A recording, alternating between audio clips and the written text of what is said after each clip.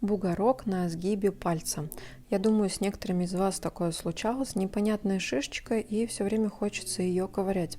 А на самом деле не нужно, потому что, скорее всего, это бородавка. И как я уже говорила во многих своих видео, бородавку отличить достаточно просто от мозоли. Во-первых, в этом месте на пальце вряд ли будет мозоль, а во-вторых, бородавка меняет структуру кожного рисунка. Поэтому давайте ее уберем. Для этого я буду использовать специальную разновидность мягкого композита. Он такой немножко резиненький, и нужен он просто для того, чтобы создать обруч и чтобы состав, которым мы будем убирать нашу бородавку, попросту не растекся. И выглядит, в общем-то, очень красиво. Я старалась сделать это максимально ровно и максимально под макро. Бородавку мы прижигаем с помощью жидкого азота.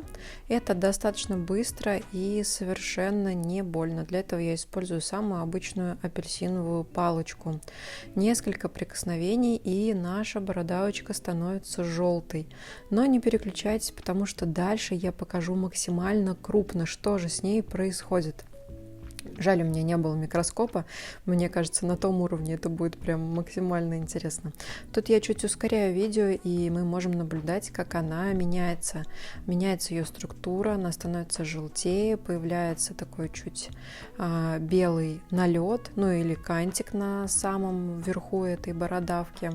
И мы продолжаем. Здесь я не вырезала вообще ничего, только ускоряла некоторые моменты, чтобы можно было вблизи и очень подробно рассмотреть, что же происходит. Кстати говоря, клиент в этот момент не кричал, никакой анестезии здесь нет, никто не вырывался. И вот я приблизила близко. Посмотрите, там как будто бы что-то происходит. Мне даже это напоминает кипящий вулкан. На самом деле очень тяжело стабилизироваться, потому что, еще раз повторю, это очень-очень макро, и все время даже просто дыхание вызывает вот такие вот вибрации. Но если присмотреться, мы видим маленькие пузырики, которые там сейчас лопаются. По мне, так зрелище просто очень завораживающее. Обязательно напишите в комментариях, нравится ли вам настолько крупный контент. Посмотрите, палочка ватная просто огромная на фоне того, что мы сейчас смотрим. И вот сейчас будет, по-моему, самый-самый вкусный момент, когда мы напитаем бородавку до конца, и можно будет посмотреть прям максимально близко все, что там происходит. Сейчас я стабилизирую моего клиента. Это, кстати, мой сборщик мебели, он работает руками, и не мудрено, что на сгибе у него есть бородавка, ведь она появляется в местах травмирования. И вот она, кульминация. Посмотрите, как классно и близко все булькает. Дальше мы наносим мазь и упаковываем нашего сборщика в специальное оснащение и отправляем поправляться.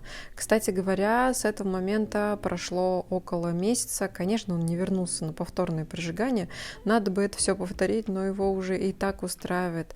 Поэтому ловите фоточку того, как пальчик выглядит примерно через месяц. А тут почти ничего не осталось. Вот так вот просто и быстро решается вопрос с бородавками.